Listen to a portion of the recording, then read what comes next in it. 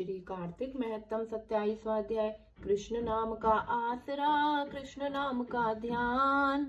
27वां अध्याय अब लिखने लगा महान।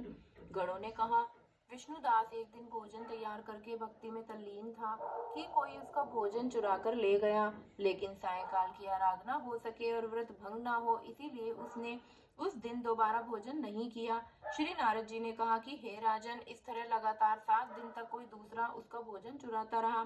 तब वह हैरान होकर सोचने लगा कि यह तो बड़ी विचित्र घटना है कि न जाने कौन हर रोज मेरे भोजन को चुरा लेता है।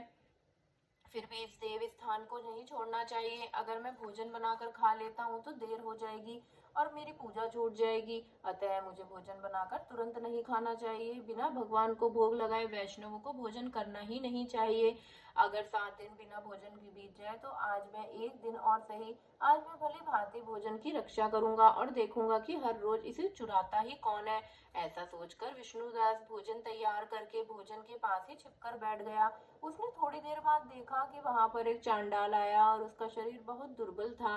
उसके शरीर पर केवल चमड़ी ही चमड़ी दिखाई देती थी। जब वह चांडाल भोजन चुराकर चल दिया तो विष्णुदास जी ने उसे पुकारा, हे भाई, यह रूखा भोजन ले जाकर क्या करोगे? जी तो लेते जाओ। ऐसा कहकर वह श्रेष्ठ ब्राह्मण आगे को बढ़ा। विष्णुदास जी को अपनी ओर आता देखकर वह चांडाल तेजी से दौड़ने लगा।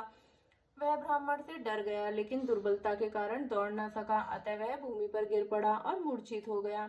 चांडाल को मूर्छित देखकर विष्णुदास लपक कर उसके पास पहुंचा और उसने अपने वस्त्र से उस पर हवा करने लगा। और इसके बाद उसने जो कुछ हुआ वह देखा। उसे देखकर वह आश्चर्यचकित रह गया। उसने देखा कि उसके सम्मुख शंख, चक्र, गदा, पद्म, पीतांबरधारी, चतुर्भुजी रूप, तुलसी के फूल के समान कांति वाले वृक्ष में कौस्तुभ माला से सुशोभित साक्षात श्री भगवान विष्णु खड़े हैं।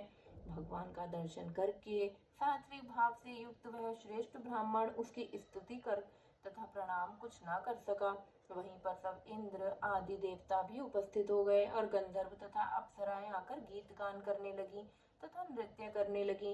ब्राह्मण उन्हें प्रणाम करने के लिए ज्यों ही उतावला हुआ, त्यों ही वहां संपूर्ण देव, गंधर्व और अप्सराएं आ गईं। विष्णु भगवान ने अपना स्वरूप ब्राह्मण को प्रकट कर उसका आलिंगन किया और दिव्य विमान में बिठाकर उसे वैकुंठ को ले गए।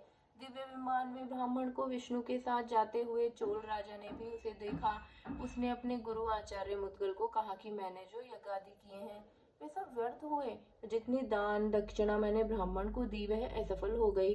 विष्णु भगवान के दर्शन नहीं हुए। विष्णुदास ब्राह्मण ने केवल श्रद्धा से भक्ति की। उसके भाव से विष्णु भगवान ने आकर उसको दर्शन दिए।